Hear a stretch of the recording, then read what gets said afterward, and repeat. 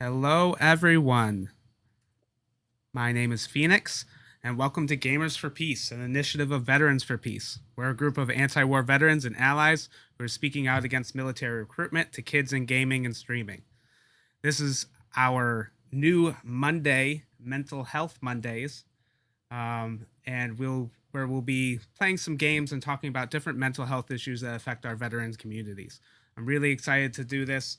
I've been wanting to kind of do something like this for a little bit, and I'm glad that we finally got it off the um, finally started getting it off. So I am joined today by Pasan, who will be kind of helping us discuss this first series, which will be focusing on addictions. So I'll let Pasan introduce himself a little bit. All right, what's up, everybody? My name is Plasan Mushroom. I'm a veteran myself. I was in the Army for about 6.5, so about 7 years.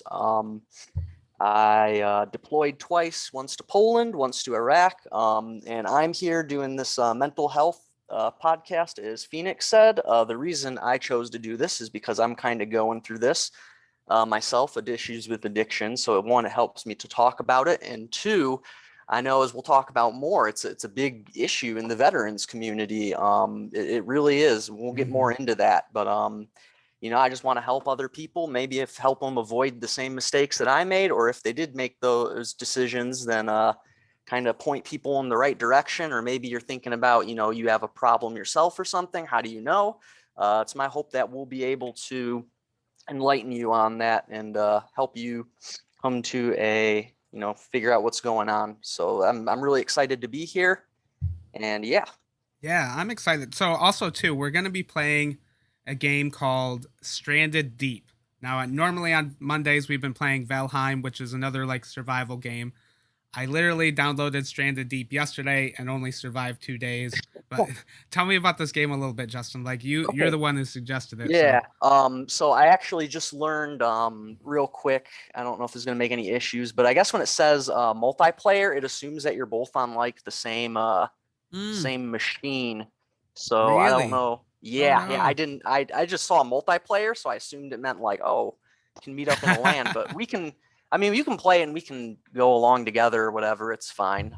But about the Okay. game itself is like the premise is you crash. You're in an airplane. They don't really tell you much of a backstory more than you're a person on an airplane, and then the airplane crashes, and you're basically stranded on an island, and so you have to survive. So it's kind of like Minecraft in the sense like you got to go gather resources, you got to like build tools and stuff to survive, and fend with the elements. So it's kind of like that survival genre of game. And I got into this game because my son actually was a big fan of it, and I guess he saw someone on YouTube playing it. So I was like, yeah, it looks fun. Like, let's try it out. And it's a pretty good game. And I've learned a bit. I have made it to like day 7 on my own personal file, so I got a little bit of knowledge on this, but no means am I an expert. All right. Switched us around a little bit so it match our next screen. Cool. It's hard. I have not played. I was on 2 days and and that was it. That's as far as I got. It took me like 45 minutes. Yeah. So I'm excited. We're gonna start playing the game a little bit, and then we're gonna kind of talk about a little bit of like introducing ourselves more in depth, why this topic is like important to the both of us, why we're both kind of passionate about this, why and how it like affects the veterans and communities, and we'll we'll go from there. So and feel free to chime in. We'll be monitoring the chat as we go. So didn't you say you played this with your son though? Yeah, yeah, How yep. did you two play? Oh no, he was playing. We were just doing one player, and I Oh, was okay. letting him play. Yeah, because it's a computer, so I don't have a controller or anything for it. All right, all right, all right. Well, then let's just get to the game. I guess everybody will be kind of tagging along with me. Oh, that's That's funny, okay. I'll be here to. So yeah, hey, I know. You assume nowadays a game says multiplayer, it's going to be like, oh, right? you can have. It's like I haven't seen that since the Nintendo 64. Shit, that's a long time. All right, so no cooperative then. Yeah, those have to be single player. All My right, bad about that. I didn't investigate. permadeath off. Let's do Yes. a random world. And then here we go. People can kind of take a look at this intro of the game and check it out. Right. Oh, it overwrites existing games. I don't care.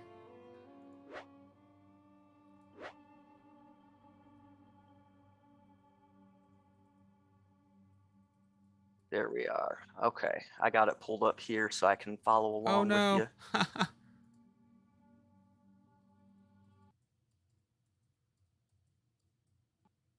Okay, here it goes. Cool. I thought it crashed on me for a second. So let's start with intros. You Mm-hmm. know, a little bit. Tell us a little bit more about yourself. You know, like where you served. Um, Yeah, yeah. well, I mean, and you have the most unique story, right? You are a rarity in the veteran community. So tell us a little bit Yeah, about that.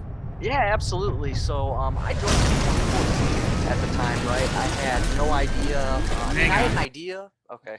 my my game's super loud. Oh, I'm going to um, see if I can lower the volume.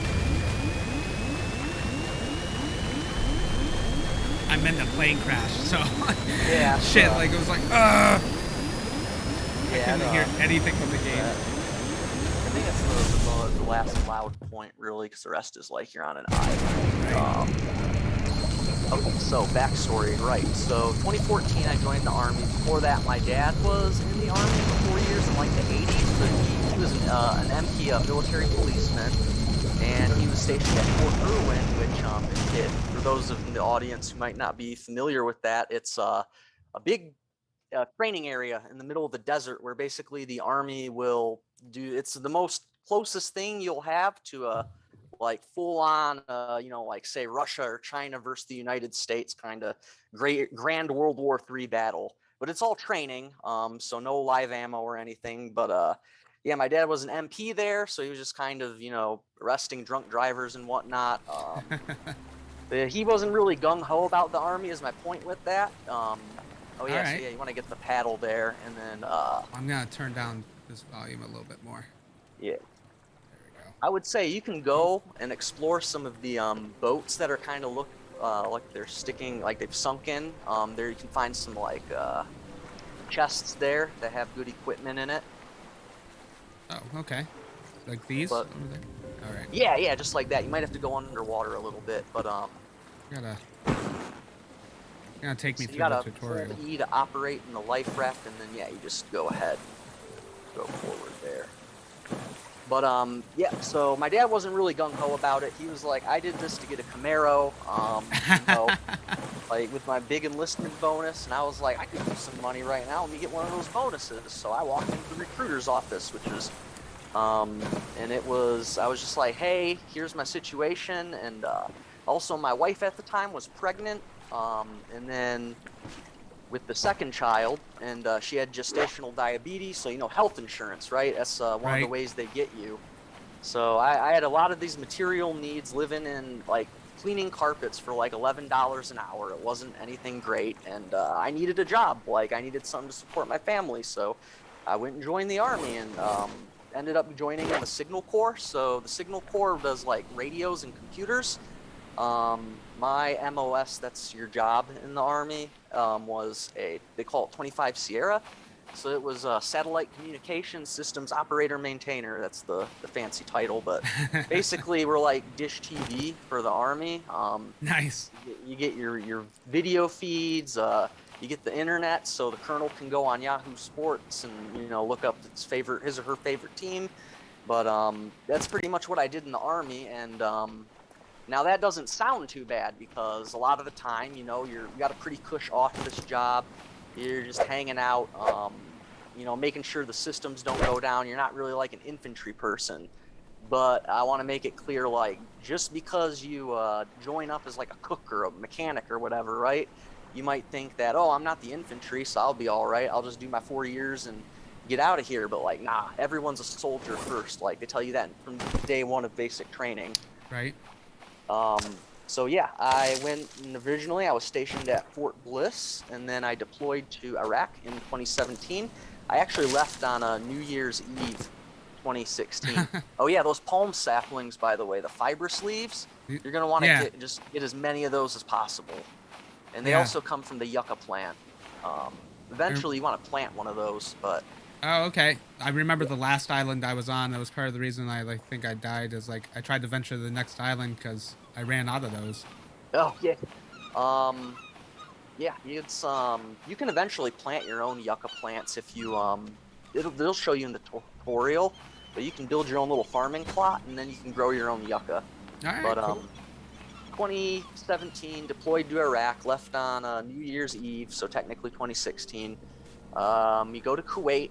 So for those who don't know, when you deploy to, I don't know about Afghanistan because I never went, but I know pretty much anywhere in the Middle East. So whether it's Iraq, Jordan, Yeah. any of those countries, you're going to go to Kuwait. That's like your staging point, Ugh, right? I hated And Kuwait yeah, the oh most. man, It was it so was dry and it was yes. disgusting, and like so much sand. They had more sand than any place I'd ever been on Earth. Oh yeah, it was like they would have these alarms that go off at like Ugh. 8 in the morning that are like, hey, it's a level 5 heat advisory for the day, and it's like 8 in the morning.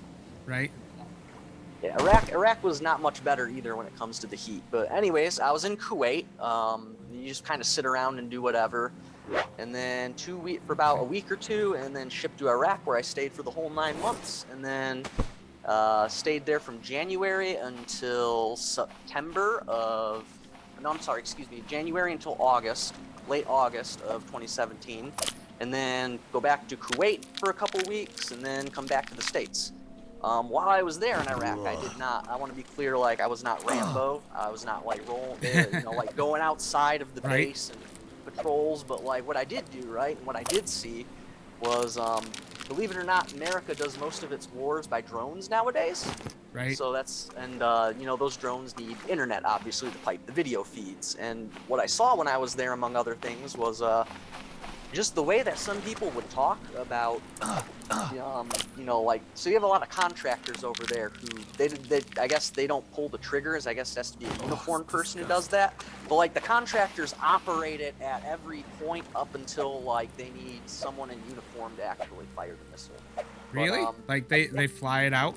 yeah, they'll fly it out. They'll do maintenance on it. They'll like contractors run everything. I'm sure you said you were in Afghanistan, right? Yeah, but I mean, we didn't have a lot of access to drones. It was 2008 when I was there, Oh, okay. and it was like I think just before the drones started getting like super popular. And plus, our mission was just like sit there, like that was our mission, like just Right. occupy this space. So we didn't do a lot of missions where drones were like necessary. Oh, it's Okay. disgusting.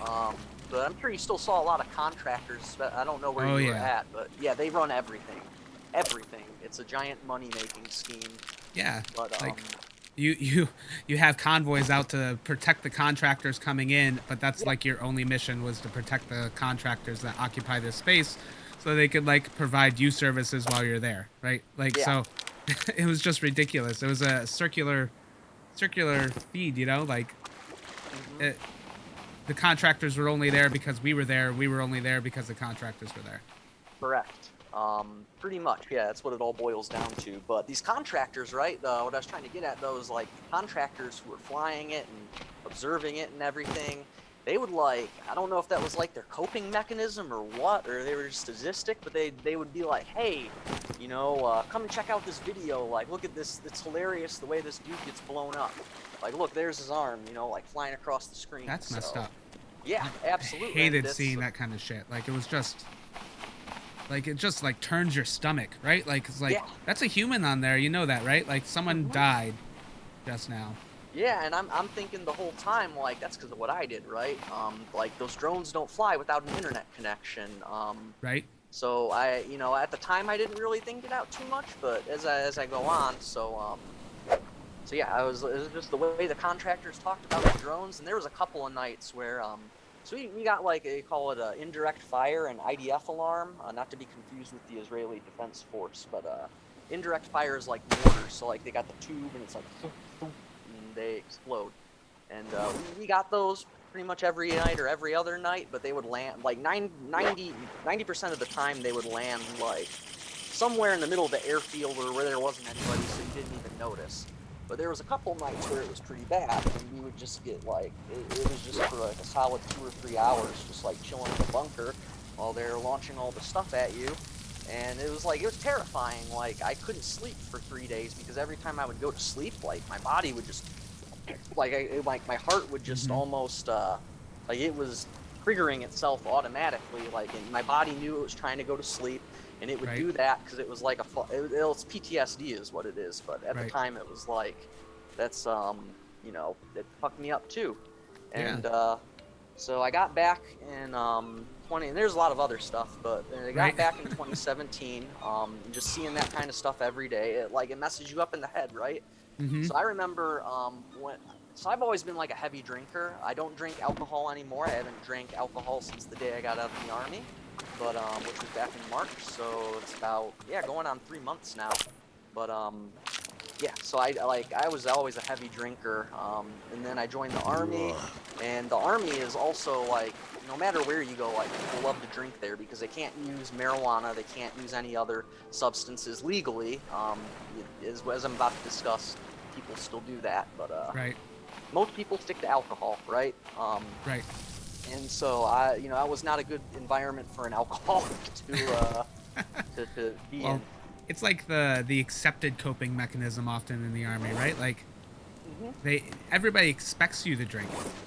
I have a friend who he actually just got out of the reserves, but like he doesn't drink at all, and he's like the oddity in his unit, right? Like, he'd go to like, hang out with fellow members of his unit, and they'd like just harass him about not drinking constantly.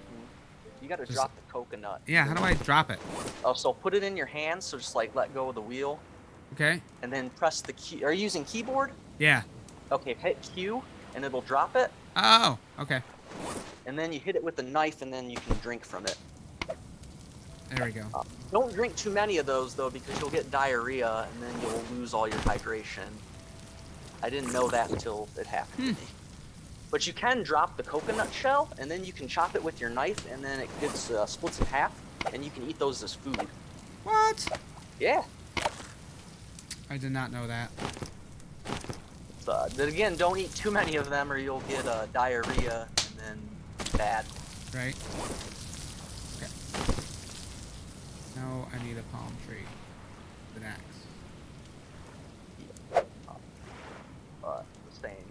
Alcoholism and well, no, it's not. Maybe not. Well, you said you're a therapist, so like, I guess I know alcoholics like a stigmatized term, but I don't know any better phrases. Do you have any recommendations? So what we talk about in therapy is that term or that label is often up to the person themselves, right? If that is the term you want to use for yourself, then that's up to you. Okay. The game that we're playing is called Stranded Deep, right? Yes, Stranded Deep. It is on Steam. Like $15 right now. Yeah, $15. I believe it's still in the beta stage, but I haven't noticed any ridiculous errors with it. No, it's cool so far. It's kind of like Valheim. It doesn't show you as much. I do wish there was a third-person aspect to it, though, so far. Yeah, it's kind of the one bug I did notice with the game is if you get in the raft, you can kind of manipulate your camera angle, and it'll like be an overhead thing, and then the NPC, your character doesn't have a head because it's all like first person. That's funny. That's a minor inconvenience. Okay, so you were saying? Yes, I was saying. The reason I was asking about the alcoholic phrase was because I don't mind referring it to myself, but trying to be inclusive of other people who might be watching the stream. But yeah, yep. I mean, you can just kind of describe what it was, right? So used alcohol in excess, or like my alcohol use led to like some negative consequences. If you don't want to use the label. Okay. You can kind of use the description, right? Yes. Okay. That's a good way to put it. Which goes into one of our ground rules I wanted to bring up because I wrote it here. People first language. Yes. That's a good example of that. But while I'm here at the ground rules, because we are talking about the substance abuse issues, which Mm-hmm. is the wrong, illegal side of the law, I should say, there are some ground rules we have to do. So number one, I will none of us are going to discuss anything regarding sourcing. So we're not going to tell you how to buy drugs. Right. Yeah, we are Yes. not going to if we're gonna try to avoid like glorification or promotion or encouragement. I mean, I'm personally, I plan on being pretty frank about my own history, but Mm-hmm. I'm going to try to express that in a way that does not come off as like condoning that behavior or encouraging it. Use people first language. We just talked about that. I'm not a doctor, so I'm not going to give you medical advice. There Go is. talk to your doctor. And last one I wrote here was alcohol is a drug, so I will be referring to it as a drug personally Right. because it is. Mm-hmm. Um, but anyways, what I was saying about that was Iraq, right? 2017, just got back, yeah. Mm-hmm. And so my wife at the time, I was kind of mad at her at the time, but looking back on it, I understand that I was wrong and she was right. But the first thing I did when I get back was like I went to the liquor store and got a 12 pack of beer Right. and I was like, I just want to relax. But like looking back on it, it's like I could have been playing with my kids. I could have Right. been doing any number of things, but my mind was on getting drunk. Yeah. So Think of how many other things you do to relax. yeah, Like this, playing video games. You don't hmm necessarily need to be drinking at the same time. right, But the army often teaches you the way you relax as a soldier is get drunk. hmm yeah, absolutely. And it's I mean, it's encouraged at like official unit functions. They have these things called excuse me, unit balls, which are like Mm-hmm. dance balls or something. Think like prom from high school, but for the army. And everyone dresses up. But yeah, those things are like just non-stop alcohol festivals. Like Right. it's ridiculous. So yeah, it's definitely ingrained in there. But yeah, so I got back from Iraq, really started drinking a lot, and then I was having a lot of anger issues and stuff, and issues focusing, and some of that was, as I know now, it was related to PTSD. But I was Mm-hmm. also diagnosed with ADHD at that time, and so I was went to my doctor, and he prescribed me Adderall. Adderall, for those who don't know, is a medication that is used to treat ADHD and some other things. And it's the class of medicines it belongs to is called amphetamines. So Mm-hmm. that's also a Schedule 2 narcotic. Right. Um, so it can be abused, is the point I'm trying to make. And we'll get into that probably another time more than that particular substance. But yeah, I got prescribed that, which did help with some of my symptoms. But I started abusing that too. And anyways, yep. So I started drinking a lot, abusing the prescription meds, and it started out real small at first, right? Mm-hmm. Because it was just, oh, I want to go drive Uber tonight and make some extra money, so I'll just take like half of a pill, and then on top of what I took earlier in the day. And then you build up a tolerance over time to this, just like you do with a lot of substances. One turns to two, two turns to three, and eventually I was taking like I Right. think at my peak I was taking at like 120 milligrams. That's like six large doses. And I'm just saying that to give you an idea of like how quickly that tolerance builds up. But Mm-hmm. that's a preview of where I'm going with this. But I got back from Iraq, and then at the time I was all gung ho about it because when you're surrounded by that 24/7, like even if what you're seeing is disturbing, it's like Right. your entire group of friends for 9 months is nothing but army, like soldiers in my case, or Mm-hmm. Marines or sailors or whatever. And no one's gonna really talk shit about the army like in uniform on a deployment. So it's like you kind of get brainwashed. I don't know if Yeah. that's the right word for it, but you know what I mean. No. Yep. I agree wholeheartedly because like everybody's super. They try to put on a gung ho face about their mission or whatever you're doing. hmm Just to like almost justify being there. hmm Yeah, so I re-enlisted and I did six. I don't know why. I was like, oh, it was probably the bonus that I talked about earlier. I got like a $12,000 bonus, which Right. surprise, I'm gonna have to end up paying that back. But anyways, re-enlist for Fort Riley in Kansas, and then go there in 2018. So yeah, that was like summer. Yeah, like late July, early August 2018. get to my unit, and we're pretty much gearing up to do it's called Operation Atlantic Resolve. So it's a, I say deployment, quote unquote, because it's not a combat deployment. It's not really dangerous in that respect. No one's going to be shooting at you or anything, but it's still like you're gone for 9-10 months at a time, all in a foreign country, et cetera, et cetera. So it still sucks. But anyways, I go to Poland with this unit. And then in Poland, for those who don't know, Poland has a currency called the zloty. And it's basically, I don't know what the exchange rate is now, but when I was over there, it was 4 zlotys to the dollar. So like a Polish, their version of a dollar, the zloty, was like you get 4 of those for one of our dollars. And then like you could go to any restaurant and get a liter of beer, it's all metric system over there, for like 2 or 3 zlotys. And it was like just cheap is the point I'm trying to make. It was super cheap. 75 cents for a liter of beer. I was going crazy with it. Like I was blackout drunk every night. And then I was also, as I said earlier, like increasing the misuse of that prescription medication. And it was just really bad. And I was also dealing with a lot of the issues related to the deployment, right? Because basically I got back from Iraq, I re-enlisted, and then it was immediately like, hey, you're going to PCS. A PCS is when they basically move you from one base to another. That's like your duty station. So I was like getting ready for that, moving all the stuff and everything. And now that I got into Poland and all that went down, like I had some time to finally relax and really think about stuff. And that's when, I kind of reflected on what I went through there, and it was bugging me. Like I felt horrible. And anyways, moral of the story is I ended up deciding to become a conscientious objector. Got out of the army that way after an 18 fucking month wait of time. Nice. And and then as you can tell, I was having a lot of issues with the drugs and everything. Since this is about addiction, I'll just hurry up with this. But basically, because I was using so much Adderall, and street Adderall is extremely expensive, I started using methamphetamine as a kind of substitute. They're not the same. They're definitely not the same substance. However, they're in the same like family of substances, if that makes sense. Yeah. And I started doing that, and I had an appointment with my doctor earlier. I'm almost tapered myself off of it. Got about another week left of that.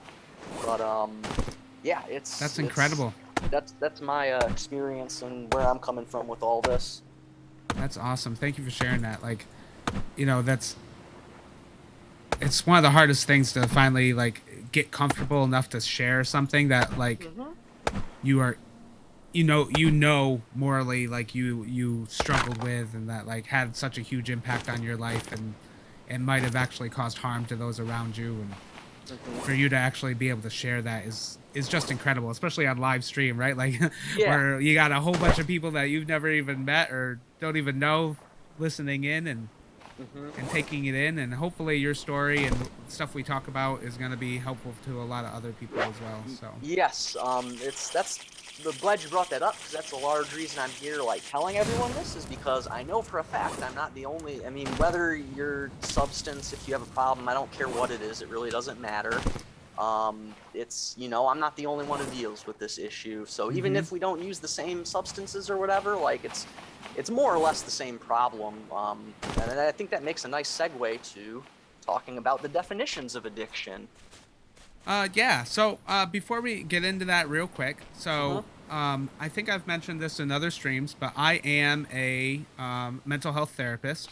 So, and I do have some practical experience, not only in drug and alcohol addictions. I did some internships and worked at the VA for a little while in an outpatient unit, but I also worked for a while with a sex offender population and did a lot of porn addiction, which is also another addiction. And we'll talk about non-substance addictions as well, because like that's still a huge thing.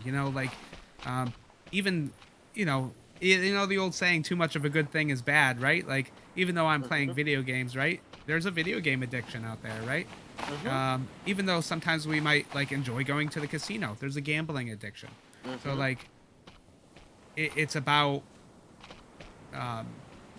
being able to moderate your consumption of things. And if you're having trouble doing that, and this is where we segue into what the definition of addiction is. And you have one that's like super succinct. So, Yes. This is from, it's not my definition. This is the definition from Dr. Gabor Mate. Dr. Mate, for those who haven't heard of him before, he is a psychiatrist who specializes in addiction medicine. He worked in Toronto.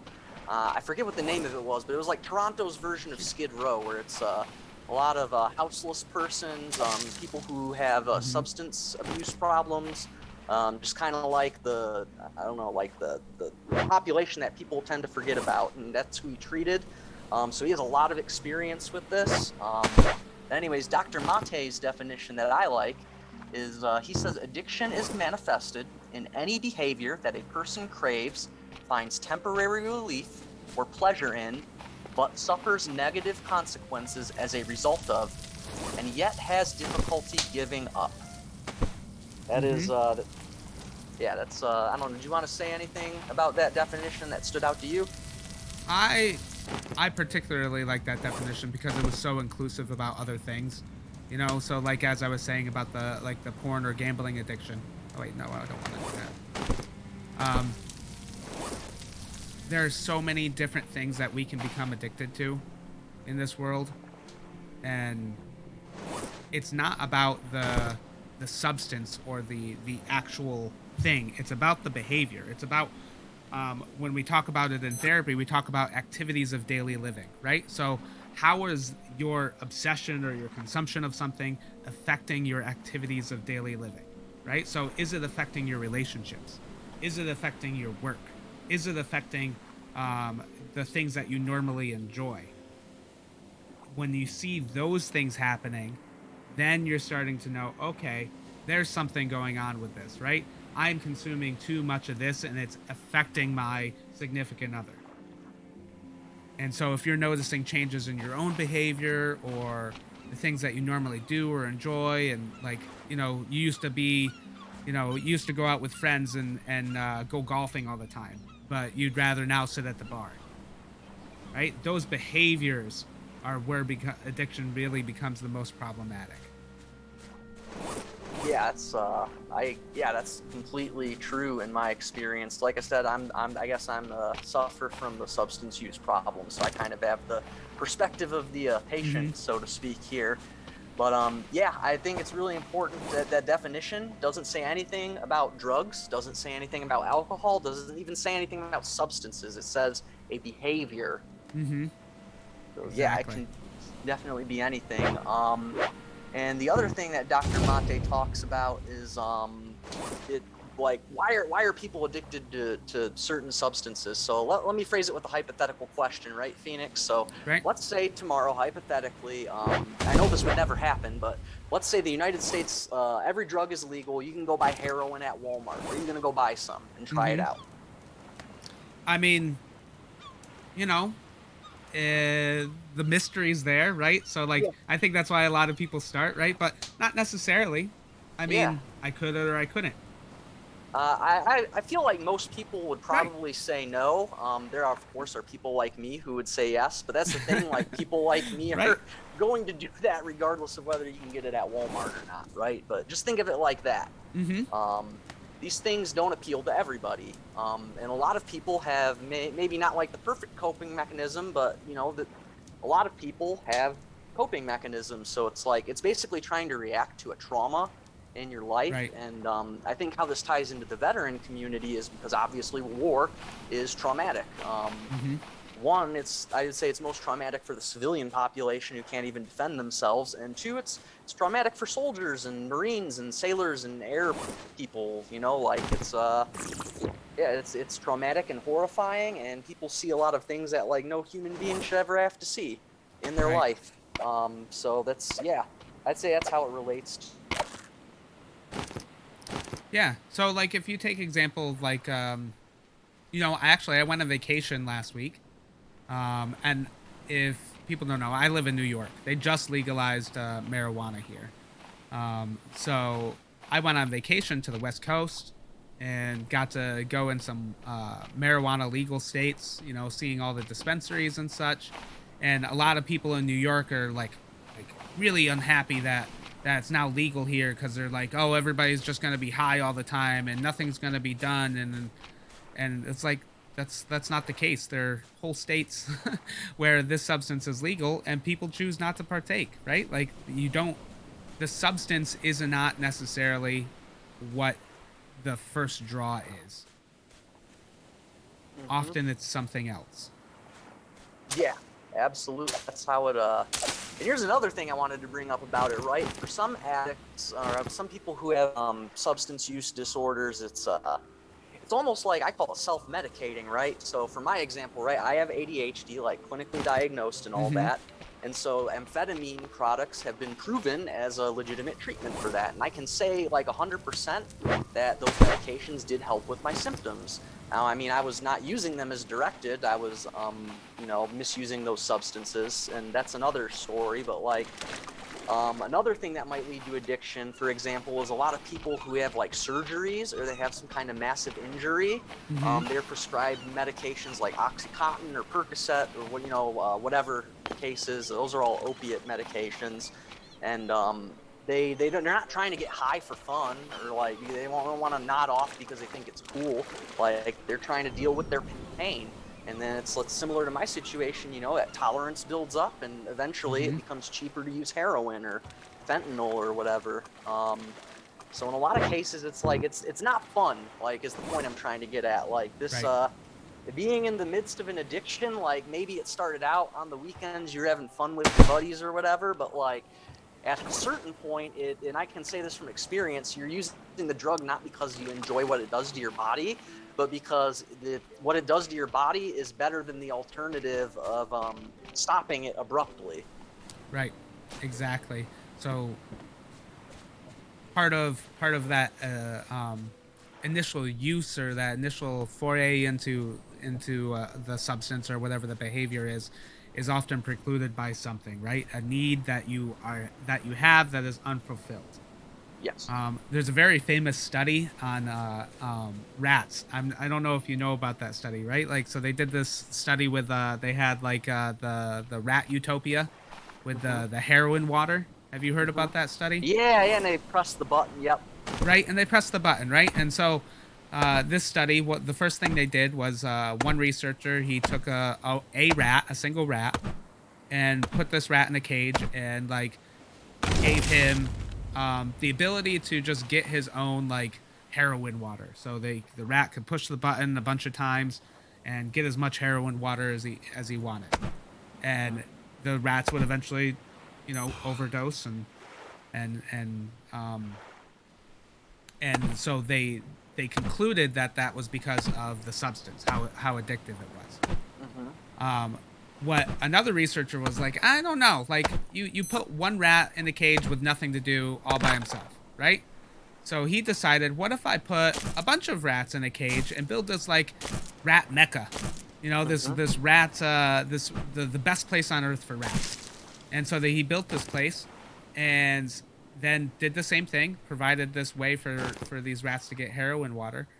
And come to find out, rats very seldom used this heroin water. They very rarely push the button.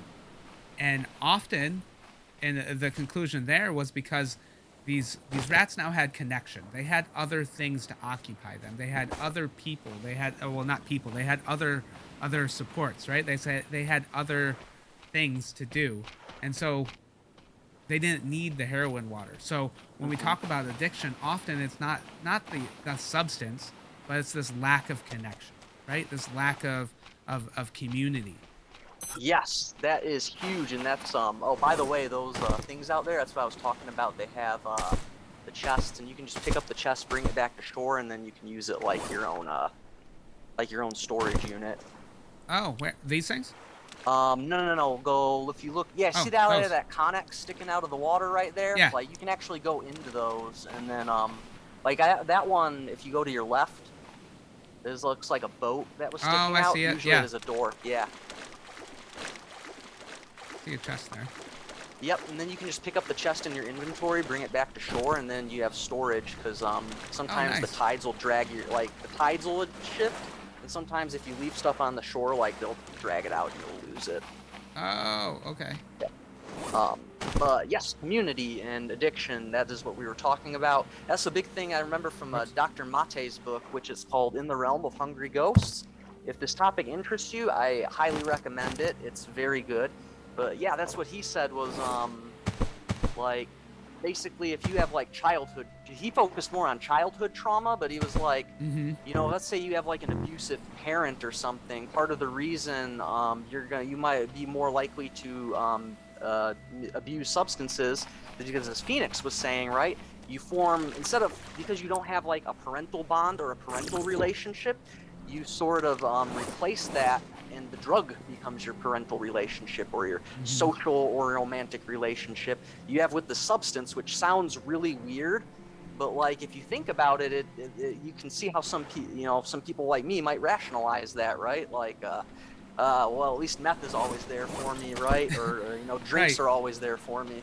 Yeah. Well, we use sometimes the substance or the behavior, right, to build connection, right? Oh, I Hmm. went out with my friends, or this group was doing it, so I decided to do it so I could fit in.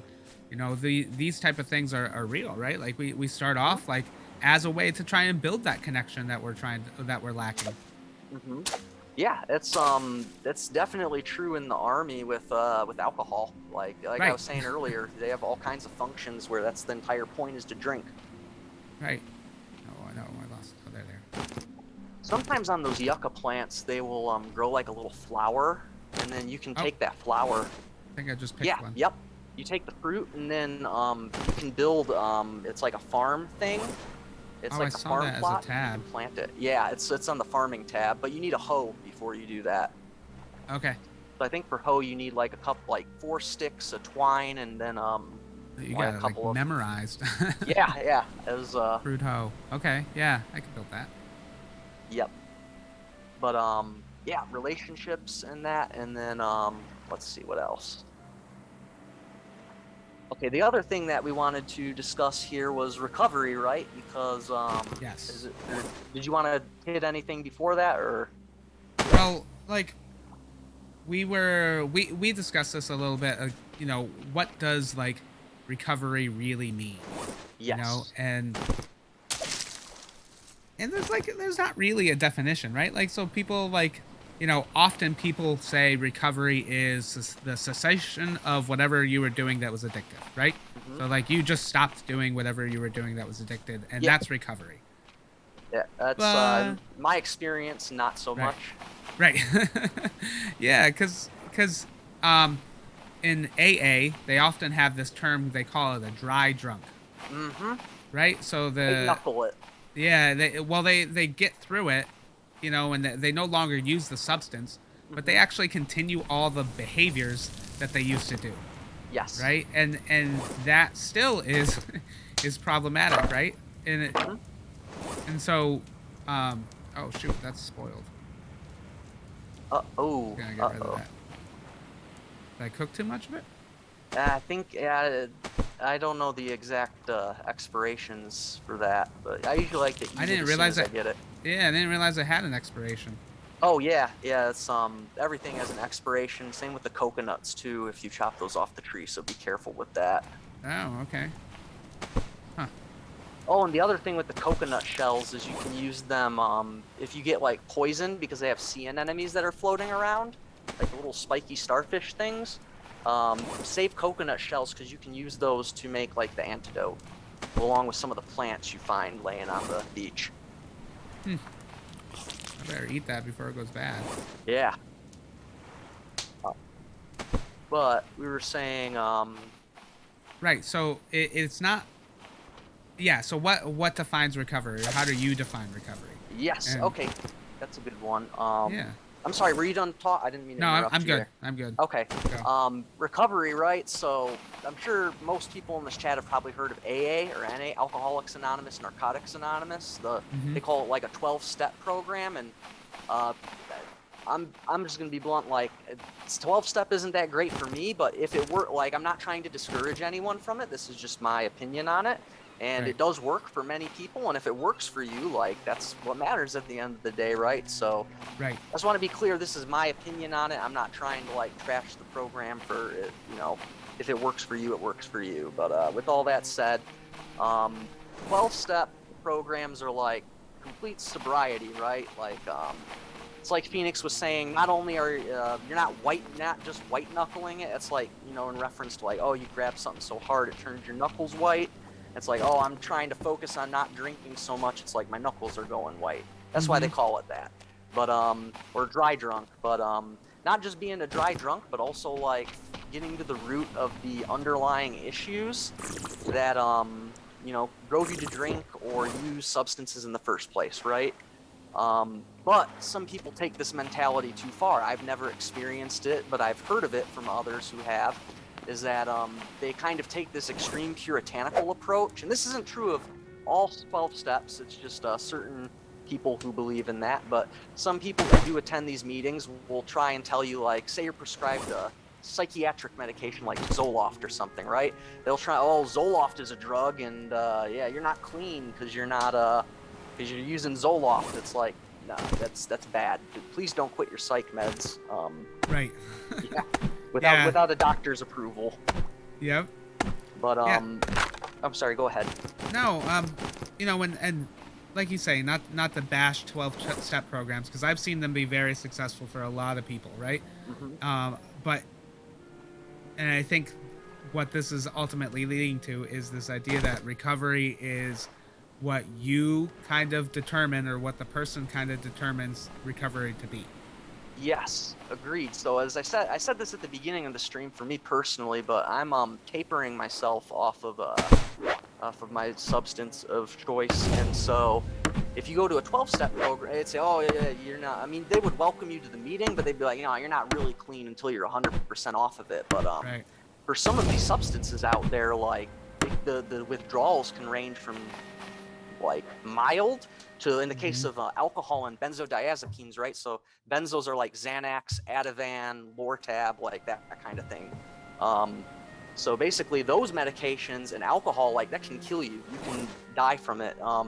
I knew when Yeah.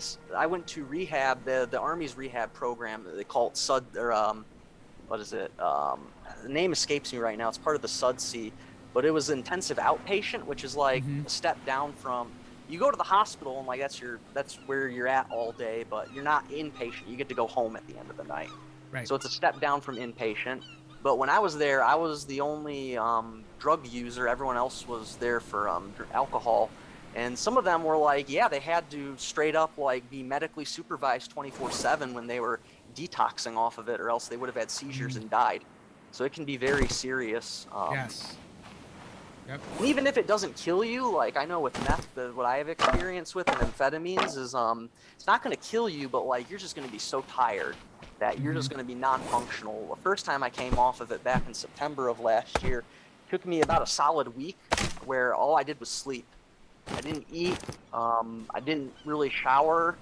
I was really lucky to have a cool first sergeant because, well, I can get more into the Army side of what happens when you self-report, but he admittedly, my first sergeant was very compassionate and understanding because he had something similar in his family. So he was like, yeah, just like text me once a day, let me know you're alive, and like don't worry about it. Just like stay at Mm-hmm. home. So I got lucky there, but Yeah. yeah, like these withdrawals can be real, and sometimes people need to taper off of them, or Mm-hmm. sometimes maybe they want to just use them. Maybe they think that the benefits outweigh the drawbacks, but they maybe want to cut down how much of a substance they use, or Right. try and change their uses. So that's harm reduction.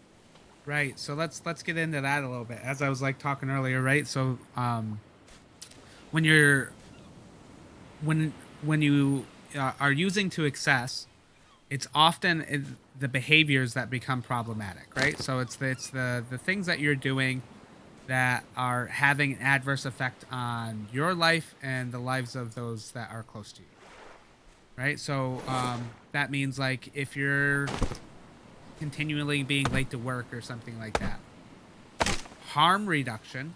So harm reduction is this whole field of um, uh, treatment that focuses on. It's not really treatment.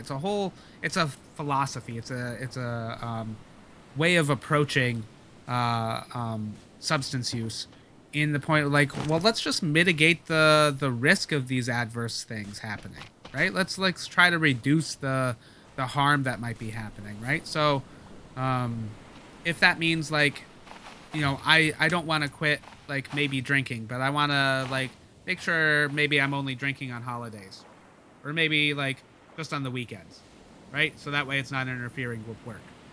Mhm. That's harm reduction, right? Yes. I'm mitigating some of the negative side effects or the negative effects of the use of that substance.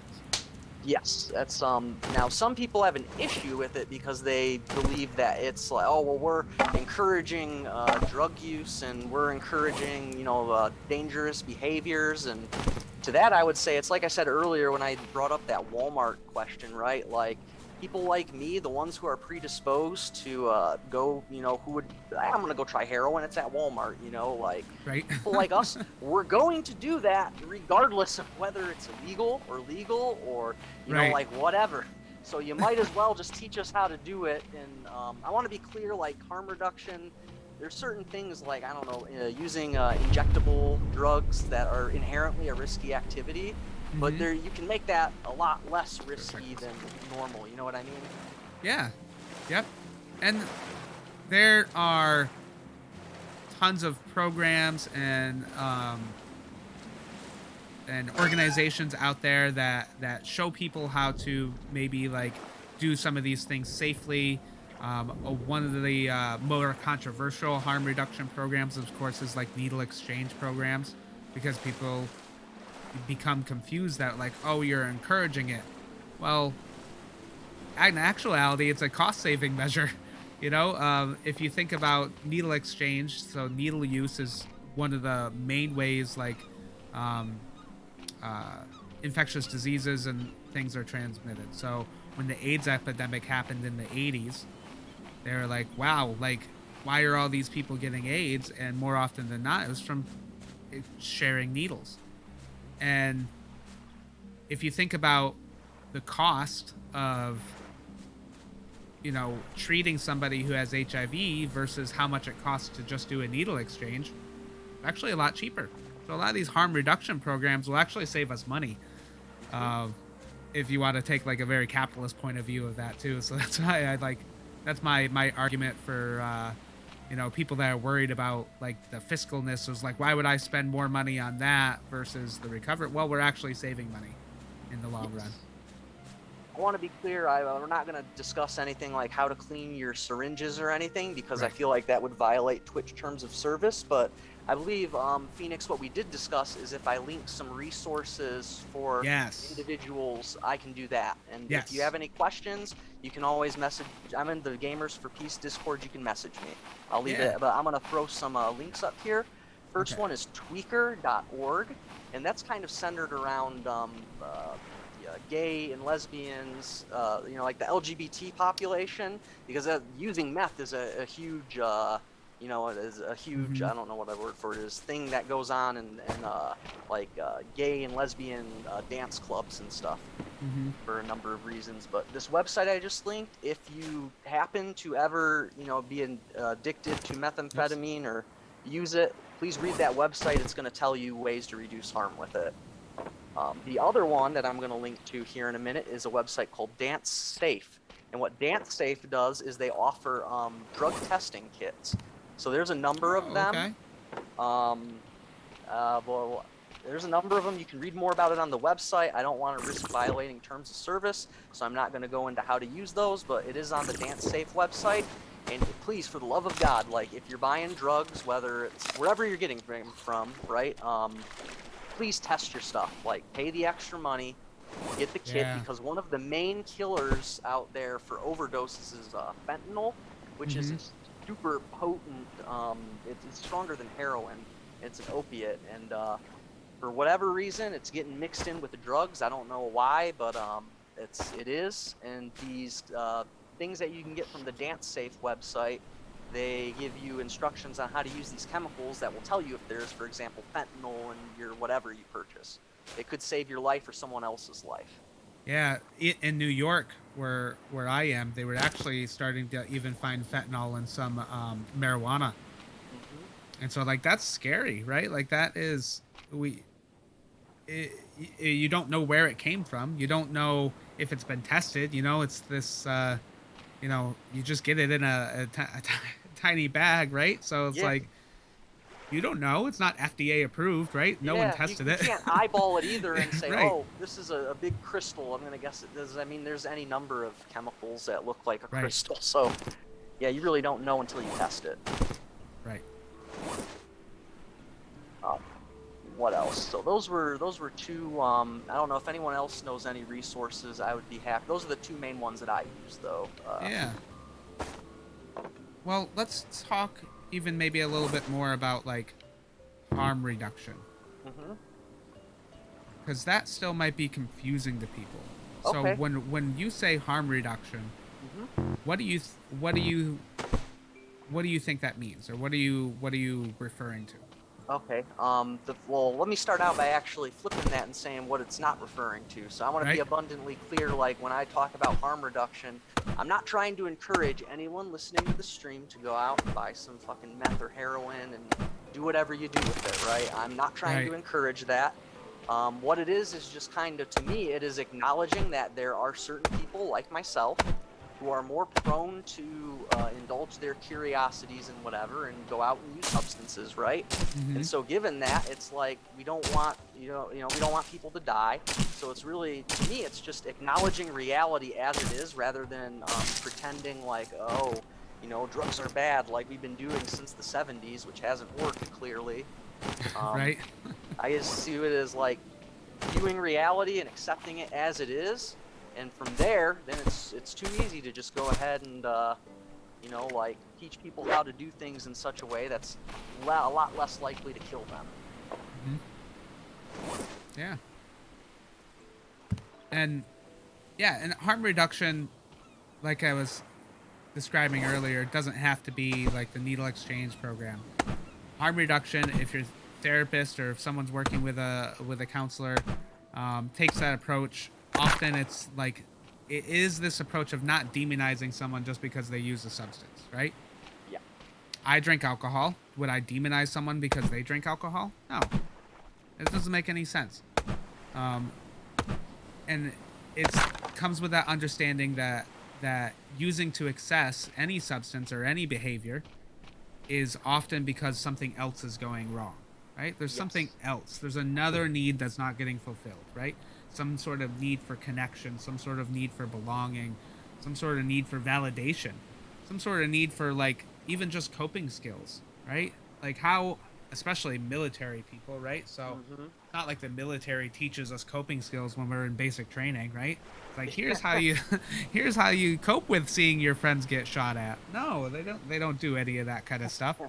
So so they like, just expect us to cope with this experience that, it's not like back home I had to cope with that. So I've never tried to cope with something like that. And alcohol is, or a substance or even a behavior, is an easy way to make myself feel better in the short term. Hmm. And it's like I said earlier, at a certain point it's not even about Right. feeling better, it's about not feeling worse than you already are. Right. Exactly. uh, And that's when it becomes that like really problematic addiction, because like you're trying to avoid feeling bad instead of just like, oh, there's one finally. Then you looking oh, for Palm uh Spring, yeah.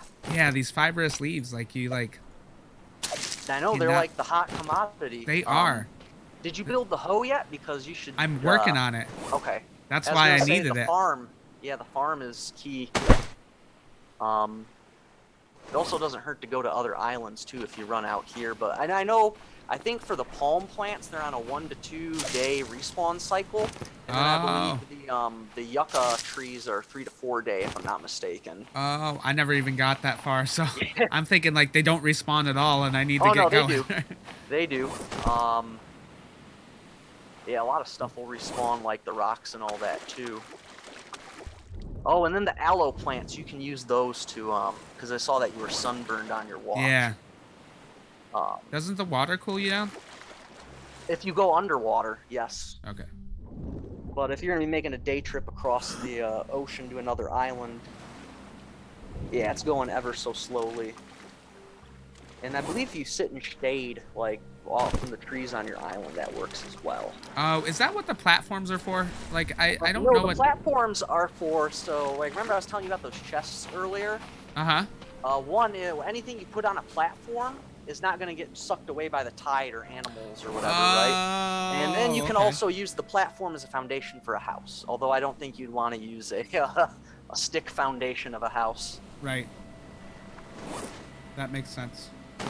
Yeah, because eventually you can get to a point. I haven't gotten this far yet, but you can build like airplanes and then try like the ultimate goal is to escape and get back to civilization with this game. But I have not completed it, so I don't know how it ends exactly. But we were talking about harm reduction and what was we talking about before? We were talking about the underlying causes, right? So like, Yeah. what are the underlying things that lead to the problematic behaviors? You know? Yes, and I think especially now in like 2021, right? Because Okay. neoliberal capitalism, at least in the United States, has taken hold, and it's like hyper individualistic, right? Right. So like, I mean, honestly, how many of us even know our neighbors at this point? No, I Right. really don't. Nope. Um, so it's like it's just that lack of community, and I think that that's definitely a huge one. And another one is individuals might not have access to like healthcare, regular healthcare.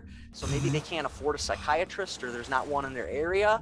So, but they know they have some kind of mental illness and they're trying to soothe the illness and the symptoms associated with it.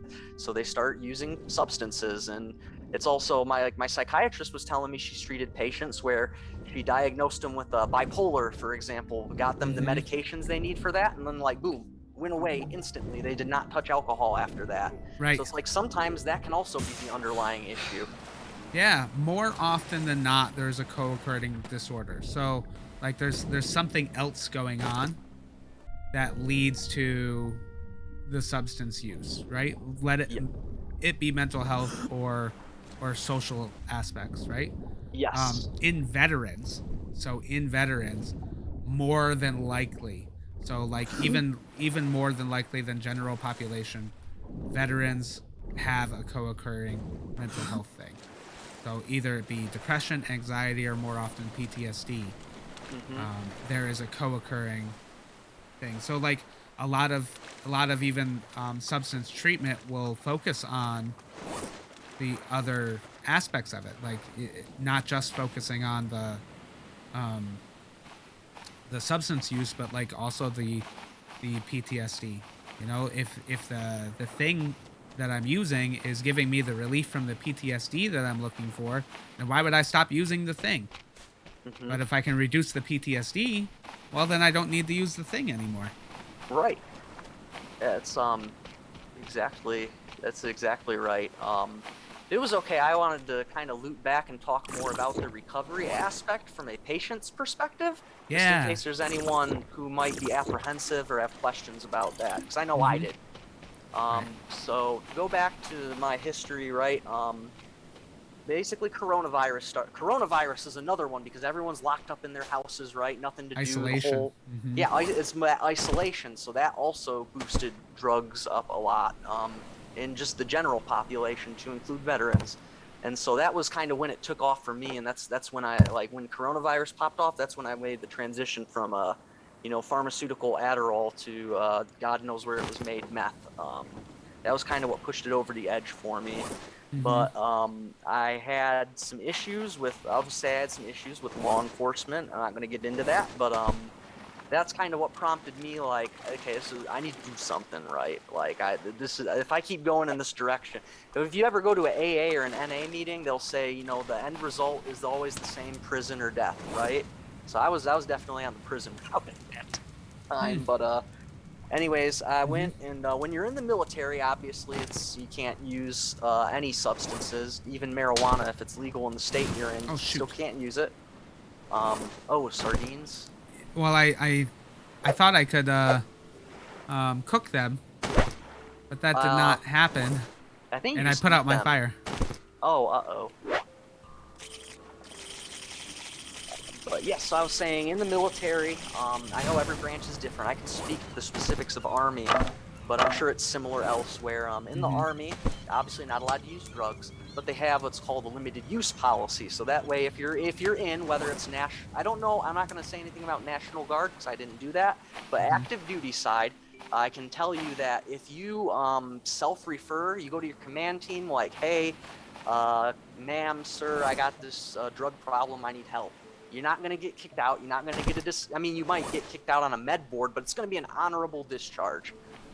You're Yeah, so it's going to be an honorable discharge. They can't deny you treatment. They have to by law. So if you're in and you're like you realize you have an issue that you want to cut down or quit using substances, it's my professional advice. Like you tell your command team, because if they Oh, don't I help you didn't. out and they try and get you in trouble, like they can get that's a lawsuit waiting to happen. Mm-hmm. But the Army's program was actually pretty good, unlike most Army programs. For those who have been in there. Yeah, sounds like you got lucky. Yeah, no, they had I went to Irwin Army Community Hospital. That's the hospital on Fort Riley, and I was in the AMIOP. That's what it was called. I don't know what the acronym stands for, but it's the Army's Intensive Outpatient.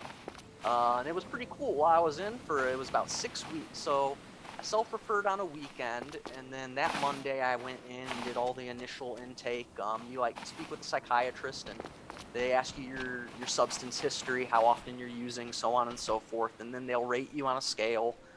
Depending on your score on that, they'll refer you to inpatient, IOP, or uh, outpatient. So that's just basically like regular therapy appointments. I went to IOP, intensive outpatient. And so for a solid 6 weeks, right, that was my sole place of duty. Like I was getting paid the full Army salary and everything, which was pretty amazing. But you just basically your place of duty is the hospital, and that's all you do is take those classes, and they cover a lot of stuff. And unlike most of the Army, I felt like with this specific, I'm not trying to hype the Army up. I'm just giving my experiences with it. Mm-hmm. But like this program was pretty professionally managed. I felt like I was treated respectfully there. Maybe I don't know how it is at other posts, but I know at least for Fort Riley, it's just a solid program. But you basically go in and you learn a lot of coping mechanisms, and some of that's going to be specific to the substance that you're on. But other of them, like I learned meditation in there, and I'm not gonna lie, like when they first said, "All right, fellas, we're doing some meditation," I was like, "This is bullshit," Right? but I tried it, and believe it or not, it works. It really Yeah. works. Yeah. I tell and there's actually a thing, and there's actually um you know uh, if we're gonna get into the topic of meditation, people like often think meditation has to be you sitting on like a fancy carpet or something, like cross-legged, and thinking about nothing, or like emptying your mind or something like that. And that is not that is a meditation. I'm not going to say it's not meditation. It is a meditation, but it's not what you are expected to do when you meditate, right? Often meditation is just like um, a process of just like concentrating on the breath, maybe even counting backwards from 100, just as a way to like calm your mind, slow things down. There's whole meditations where I like to use like the guided meditations. There's a ton on YouTube. Honestly, Mhm. I YouTube them all the time, and I use them with clients, and they are so helpful because like the guided meditations walk you through it. And it doesn't have to be you sitting there for hours. It can be you sitting there maybe for like 5 minutes, just long enough to slow down and recenter yourself. Yeah, those meditations are like I cannot stress enough how awesome and Mm-hmm. wonderful they are. You also learn some other stuff, like you learn about triggers. You Okay. learn about like, okay, say you relapse, because addiction's a chronic disease, right? And like with all chronic diseases, whether it's diabetes or addiction or whatever, it's you relapse, and a lot of people feel a lot of shame around that, and I think Mm-hmm. some of that comes from 12 step, personally, but that's a different topic. But Mm-hmm. yeah, like you learn, okay, if I relapse, and I did relapse on I'm not gonna say the name because you can go buy this, but I found a certain substance online and relapsed on it. And Hmm. yeah, it was while I was in the program, and I went and told them about it, and they were about to send me to inpatient, but they didn't. But is Do you like feel like that was a good thing or a bad thing?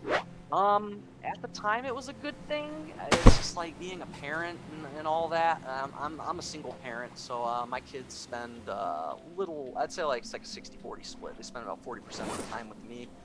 It would have been really hard to come up with like arrangements that don't inconvenience my co-parent. So in that respect, it was good that I didn't go. But Hmm. I think I could probably have benefited at the time from going. But it's yeah. Okay.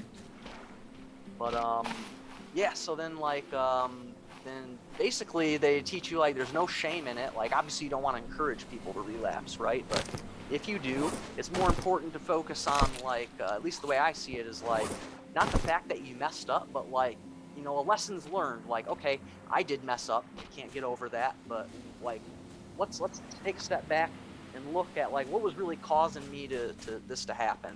Hmm. And by having that it's a lot of self-awareness stuff that you Hmm. learn there. And I can also speak to the VA program. So I'm not knocking the VA doctors or anything, but it's more just this is me personally nitpicking. But some of the gentlemen in my current group are very old and have Hmm. some very let's just say socially backwards views. But that's not a VA issue. That's an older Right. reactionary people issue. Yep. Um, but yeah, the VA program, like we were talking about harm reduction earlier. My therapist, or it wasn't the psychiatrist, it was not social worker, the PsyD. That's what it was. So the Mm. PsyD who runs the sessions and everything, was basically like he didn't say harm reduction, but I got the sense that like he wanted to like he adjusted my medications Hmm. around me tapering off, which I think is a form of harm reduction because instead of Yeah. saying like, I was taking some certain, I'll just name it. It was called Strattera. It's a non-stimulant ADHD medication that's designed specifically for people with ADHD who have substance use issues with Adderall and Ritalin and all that. And so this is called a norepinephrine blocker. Am I getting into bad territory here talking about it? No, I mean that's a. Is you're just describing what the drug is. Okay, I just want to make sure I'm not crossing, the boundaries, but Yeah. it's like an antidepressant. An antidepressant blocks your transmitters from reuptaking the serotonin, so you have more Right. For sure. circulating. Does the same Strattera does the same thing with norepinephrine. However, one of the effects of methamphetamine is to produce a shit ton of norepinephrine in your brain, and you can actually get like norepinephrine is adrenaline, so I mean you can get Hmm. adrenaline overshock overdose, and then so yeah, the moral I'm trying to make is that this doctor, was like, okay, you're a smart guy. I trust that you can taper yourself off, and then I'll give you my recommendation on what you do. And he got me off that medication. So like, yeah, Nice. like they're very willing to work with you at the Ooh. VA. I think it's a bad rep, and I'm sure it's partially deserved, but in my experience, which is admittedly not that long, they've been nothing but good to me. Hmm. No, I mean actually one of the programs in Veterans for Peace is Save Our VA.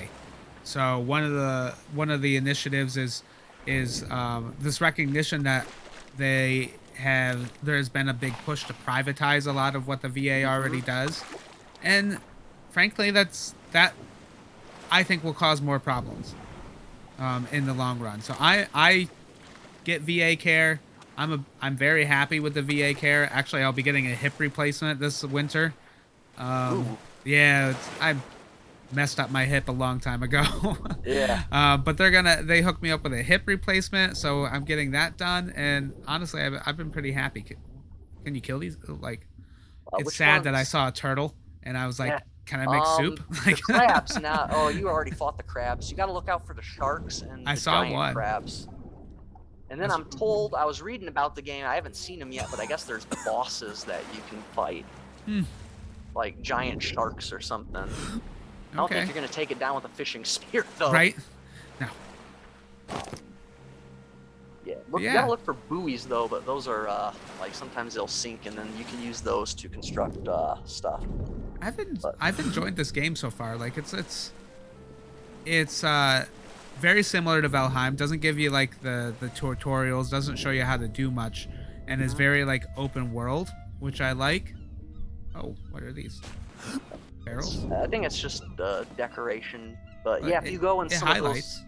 does it? Yeah, Maybe you you can must be chop able it. to I don't. do something with it. You know, I don't. I I don't think don't know that's how it. you get those barrels up, but yeah, I know they're used for something. But if you go to like the front of that sunken boat, there'll be a door, and you can usually find some good stuff in there. Like that. Did it break? No. Oh, there's a shark. I'm going back to plants. Yeah, yeah.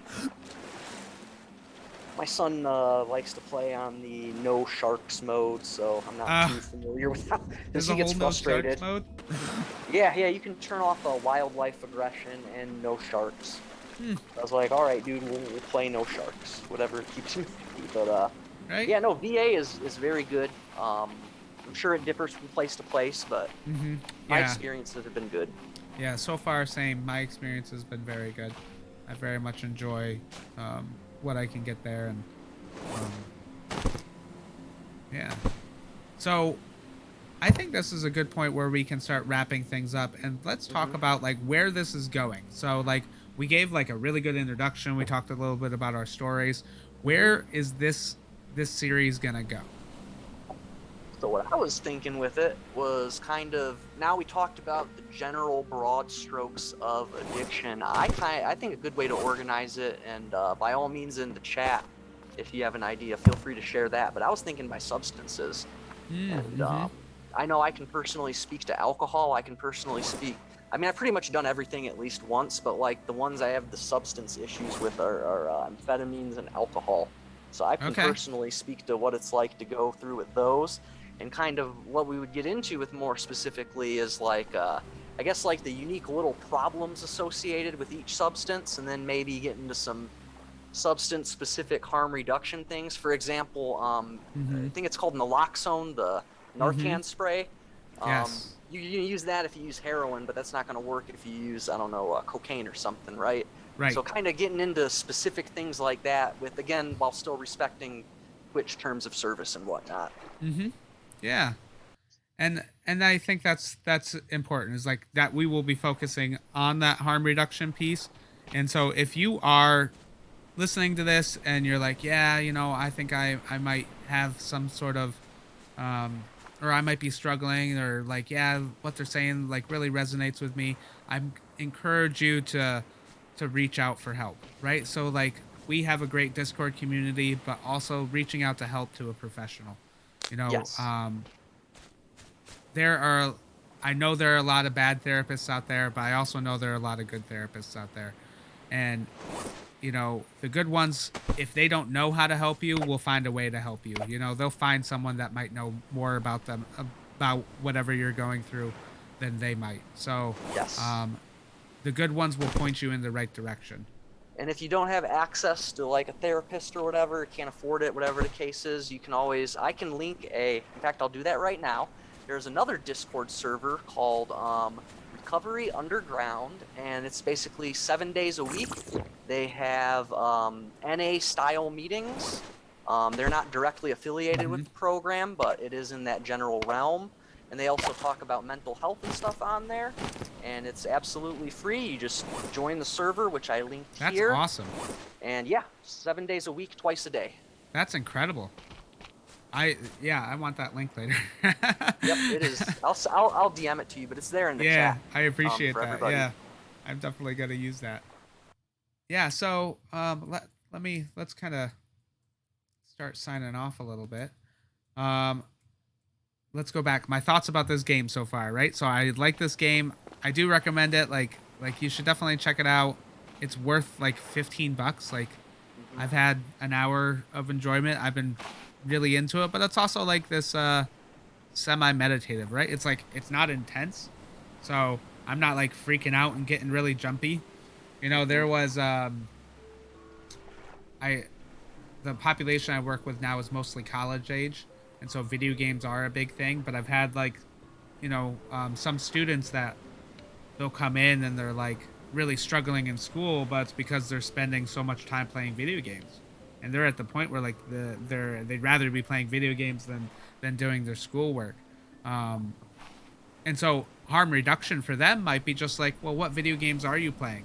Maybe like let's change the video games that you're playing instead of like ceasing video games altogether. Let's like look at something else.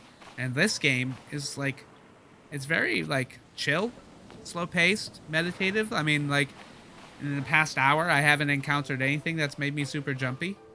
So, and I've been able to carry on a full conversation while playing this game. So, I mean, if you want something that's kind of relaxing, low key, I recommend it. This is great.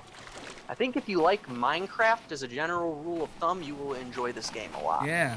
Yeah, it's been cool. I need to organize this island though. I have stuff all over the place. Oh yeah, yeah. You get lost for days All right. organizing your stuff. Need to save game in the shelter. Save. Okay. But let me log out of Yeah. here. We'll kind of sign off a little bit. So yeah, and as you're watching this, and we'll be on next Monday, same time, hopefully, 8 o'clock, and we'll get into a little bit more of. I think we're gonna start with, probably we should probably start with Alcohol. alcohol. Yeah, Yeah, yeah. that That's was probably like the more common one. right, like because that's something I think that across the board, and often like when I was working with people, it was alcohol and something else. Mm-hmm. Because like it's always both, Yeah. or a lot of times it's both, and so I think alcohol is a big one. But I'd like to eventually, sooner rather than later, kind of get to the point of like the non-substance Yes. addictive behaviors, because I think that's really eye-opening and interesting for people to hear and interact with. If you're in the chat and you're listening to this, please feel free to like ask questions and like chime in and like share resources, because we want to hear those stories and we want to be able to answer some questions and get to know the people in the chat too, and link people to the things that might help them mitigate whatever's going on in their lives. Yes. And if you are in the chat, and I understand this is a sensitive topic, so maybe not everyone's comfortable with discussing it like Yeah. publicly, but you are more than welcome. I'm also Poisson Mushroom hash 5556 on Discord. Mm-hmm. You are more than welcome anytime. I might not respond to it right away, but send me a message if you have any questions, you want to talk or whatever. Like, you have my permission. Yeah.